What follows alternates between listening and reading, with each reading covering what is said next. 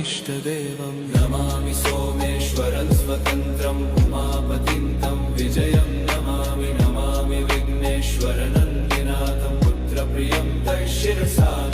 नमामि देवं भवदुःखशोकविनाशनं चन्द्रधरं नमामि नमामि गङ्गाधरमीशमीड्यमुमाधगं देववरं नमामि नमाम्यजादीश पुरन्दरादिसुरासुरैरचितपादपद्मं नमामि देवी मुखवादनान इक्षार्थमक्षित्रितयं यैष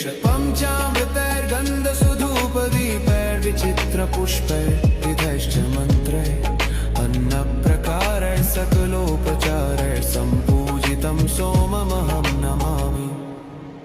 नमामि शम्भुं पुरुषं पुराण नमामि शरणं गमपारवाम नमामि रुद्रं प्रभुमक्षयन्त नमामि शर्वं शिरसा नमामि नमामि देवं परमव्ययम् उमापतिलोकगुरुं नमामि नमामि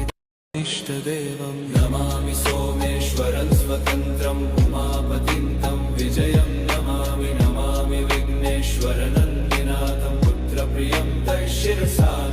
नमामि देवं भवदुःखशोकविनाशनं चन्द्रधरं नमामि नमामि गङ्गाधरमीशमीड्यमुमाधगं देववरं नमामि नमाम्यजादीश पुरन्दरादिसुरासुरैरचितपादपद्मं नमामि देवी मुखवादनान इक्षार्थमक्षित्रितयं यैष पञ्चामृतैर्गन्धसुधूपदीपैर्विचित्रपुष्पैर्विधैश्च मन्त्रैः अन्नप्रकारैः सकलोपचारैः सम्पूजितं सोममहं नमामि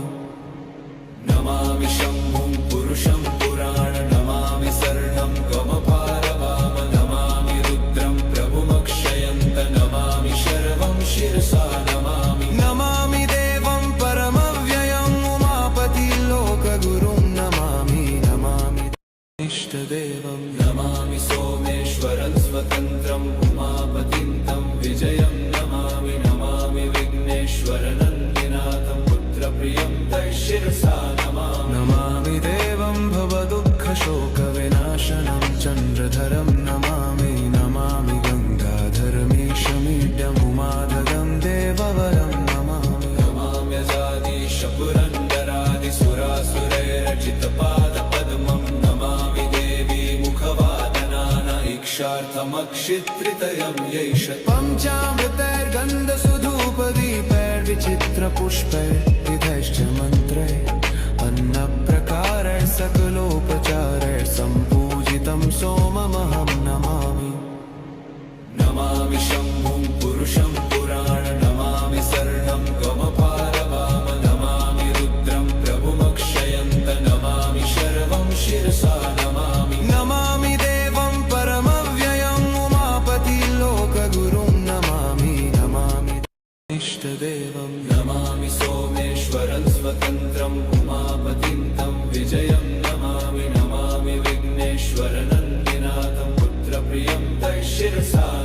नमामि देवं भवदुःखशोकविनाशनं चन्द्रधरं नमामि नमामि गङ्गाधरमीशमीड्यमुमाधगं देववरं नमामि नमाम्यजादीश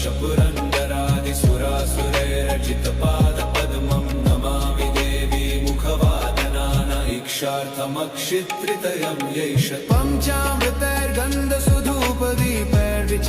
पञ्चामृतैर्गन्धसुधूपदीपैर्विचित्रपुष्पैर्विधैश्च मन्त्रैः अन्नप्रकारैः सकलोपचारैः सम्पूजितं सोममहं नमामि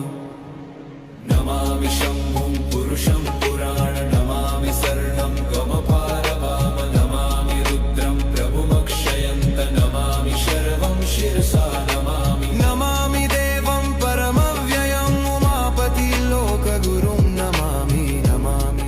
इष्टदेवं नमामि सोमेश्वरं स्वतन्त्रम्